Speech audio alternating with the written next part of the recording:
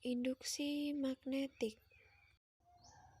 Induksi magnetik adalah kuat medan magnet akibat adanya arus listrik yang mengalir dalam konduktor. Adanya kuat medan magnetik di sekitar konduktor berarus listrik diselidiki pertama kali oleh Hans Christian Denmark 1974 sampai 1851. Jika jarum kompas diletakkan sejajar dengan konduktor, maka konduktor itu akan dialiri arus listrik. Bila arah arus listrik dibalik, maka penyimpangannya juga berbalik. Induksi magnetik pada kawat penghantar lurus berarus. Untuk menghitung besarnya induksi magnetik di suatu titik yang terletak di sekitar kawat penghantar lurus dan panjang yang beraliran arus sebesar I dapat ditentukan dari hukum Biot-Savart. Besar induksi magnetik di sekitar kawat arus lurus berarus listrik dapat dihitung dengan rumus induksi magnetik. Rumus induksi magnetik pada kawat lurus berarus. B. Kuat medan magnetik. A. Jarak titik. I. Kuat arus listrik. M0. Permeabilitas vakum. Induksi magnetik pada kawat penghantar melingkar. Besarnya induksi magnetik pada suatu titik yang terletak di pusat lingkaran pada kawat penghantar berbentuk lingkaran adalah: untuk penghantar melingkar yang terdiri atas N lilitan, maka induksi magnetik yang terjadi di pusat lingkaran adalah sebagai berikut. Dengan BP sama dengan induksi magnetik di pusat lingkaran. I. Kuat arus listrik. A. Jari-jari lingkaran. N. Jumlah lilitan. M0. Permeabilitas hampa udara yang besarnya 4 pi dikali 10⁻⁷. Induksi magnetik pada selonadia. Selonadia didefinisikan sebagai sebuah kumparan dari kawat yang diameternya sangat kecil dibanding panjangnya. Induksi di tengah selonadia dengan B sama dengan induksi magnet selonadia. M0 permeabilitas ruang hampa. I. Kuat arus listrik dalam selonadia. N. Jumlah lilitan dalam selonadia. L. Sama dengan panjang selonadia. Induksi magnetik di ujung selonadia. Induksi magnetik B hanya bergantung pada jumlah lilitan persatuan panjang N dan arus I. Medan tidak tergantung pada posisi di dalam selonadia sehingga B seragam. Toroida adalah selenoida panjang yang dilengkungkan sehingga berbentuk lingkaran. Induksi magnetik tetap berada di dalam toroida dan besar induksi magnetik pada toroida dapat diketahui dengan menggunakan persamaan sebagai berikut. Dengan B sama dengan induksi magnet di pusat tengah-tengah toroida. M0 permeabilitas ruang hampa. I. Kuat arus listrik dalam toroida. N. Jumlah lilitan dalam toroida. Z. PA keliling toroida. Contoh soal: sebuah kawat melingkar berjari-jari 2 cm dialiri arus 2A seperti pada gambar berikut. Tentukanlah besar medan magnet di pusat kawat melingkar. Jawabannya B sama dengan rumus tersebut. B 4 pi dikali 10⁻⁷ dikali 2 per 2 pi dikali 2 pi dikali 10⁻². B sama dengan 10⁻⁵T. Medan magnet di pusat kawat melingkar tersebut adalah B 10⁻⁵T. Pengertian gaya magnet atau Lorentz. Gaya Lorentz merupakan gabungan antara gaya elektrik dan gaya magnetik pada suatu medan elektromagnetik. Gaya Lorentz ditimbulkan karena adanya muatan listrik yang bergerak atau karena adanya arus listrik dalam suatu medan magnet. Arah dari gaya Lorentz selalu tegak lurus dengan arah kuat arus listrik I dan induksi magnetik yang ada B. Gaya Lorentz pada kawat lurus berarus. Ketika sebuah kawat dengan panjang dialiri arus listrik sebesar I dan diletakkan pada suatu medan magnetik sebesar I, maka akan timbul gaya Lorentz pada kawat tersebut.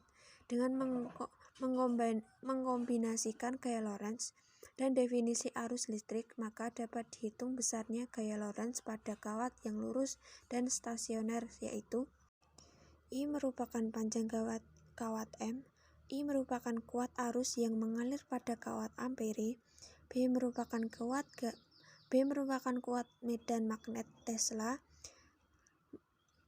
dan A merupakan sudut yang dibentuk oleh B dan I. Jika arah arus listrik tegak lurus dengan arah medan magnet, maka gaya Lorentz yang terjadi akan maksimal. Inilah keadaan yang biasanya selalu dikondisikan secara nyata, yakni agar gaya Lorentz yang dapat selalu maksimal. Medan magnet dikondisikan selalu tegak lurus dengan arah arus listrik yang mengalir.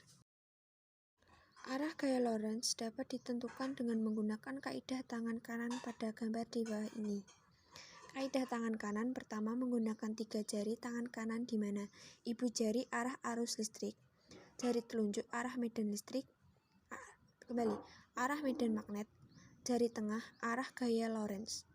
Kaidah tangan kanan kedua menggunakan telapak tangan kanan yang terbuka dan lebih mudah gunakan terlebih lagi jika sudut alfa 90 derajat di mana ibu jari-jari adalah arah arus listrik, keempat jari lain arah medan magnet, telapak tangan arah gaya Lorentz. Besarnya sudut A tidak mempengaruhi arah gaya Lorentz karena gaya Lorentz selalu tegak lurus dengan arah arus listrik dan medan magnetik.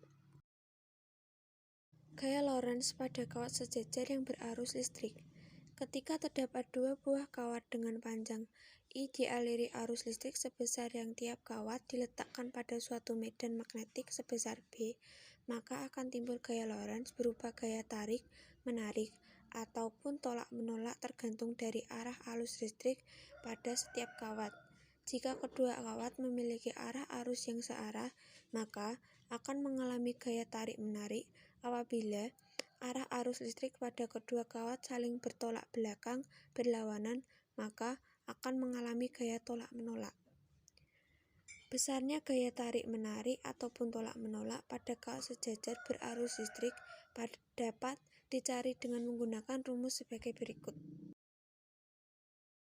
Gaya Lorentz pada muatan bergerak dalam medan.